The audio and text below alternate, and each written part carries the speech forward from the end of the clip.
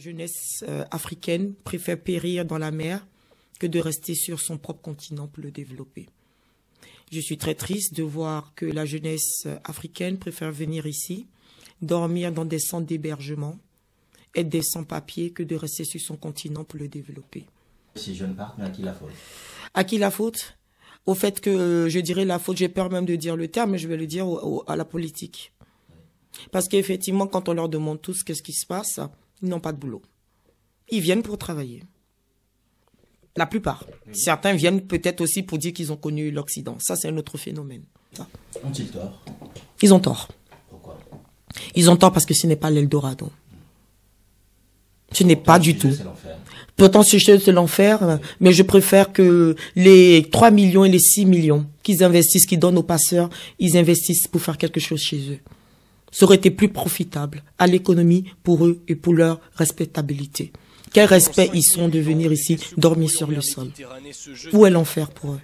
Être à côté de sa famille ou venir à l'étranger sans connaître quelqu'un et dormir dans les sols? Ou même mourir sans que personne ne connaisse son identité. À ce moment-là, vous mettez-vous de la liberté individuelle, choisir la vie qu'on veut mener. Mais écoutez, je suis tout à fait d'accord.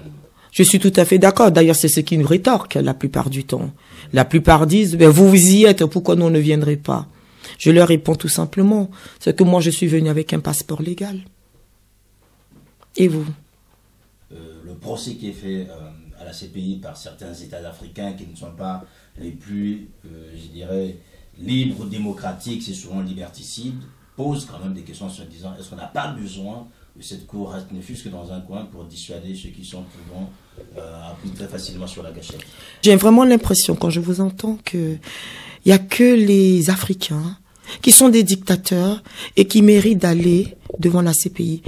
Dans ce monde où nous sommes, il n'y a que des Africains qui méritent d'être devant cette cour. On peut les excuser alors. Hein. Non. Parlons du continent. Parlons d'abord du continent. On peut excuser tous ceux qui affament leur peuple aujourd'hui, qui pillent. Mon cher monsieur, avec tout le respect que je vous dois, pourquoi c'est en Europe qu'il faudra juger ces personnes, alors que les Américains estiment que eux, we trust in our justice because our justice is the best of the world.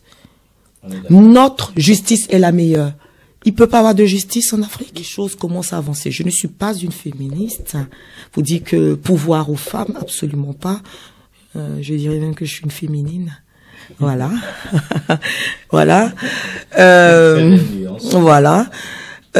Mais j'estime que quand même à études égales, à armes égales, une femme effectivement doit avoir la possibilité de pouvoir diriger, parce que notre façon de diriger et la façon de diriger des femmes, des hommes du moins, est complètement. Aujourd'hui, ces femmes, elles ont fait des études. Moi, quand je faisais des études il y a 20 ans, à la fac de droit, il n'y avait pas autant de femmes que ça. Mais aujourd'hui, il y a des femmes partout. Il y a des femmes partout. Mais aujourd'hui, elles ont fait des études. Donc, si vous arrivez sur le marché du travail, il y aura une femme et un homme qui vont se présenter sur le même poste. Auront-elles les mêmes chances d'avoir ce poste? Auront-elles la même possibilité sans qu'on leur demande de coucher? Auront-elles cette chance de montrer qu'elles sont des femmes avant qu'on leur dise « Mais toi, tu vas t'arrêter bientôt parce que tu vas être maman ». Auront-elles la chance de revenir après une maternité? Parce qu'une femme reste une femme, il faut qu'elle fasse ses enfants. Aura-t-elle les mêmes possibilités? C'est ça. Pourquoi est-ce que quand une femme arrive pour un boulot, elle, pour le poste égal, on va lui dire que toi, tu seras payé 2000 et l'homme, quand il arrive pour le même boulot, il sera payé 2500.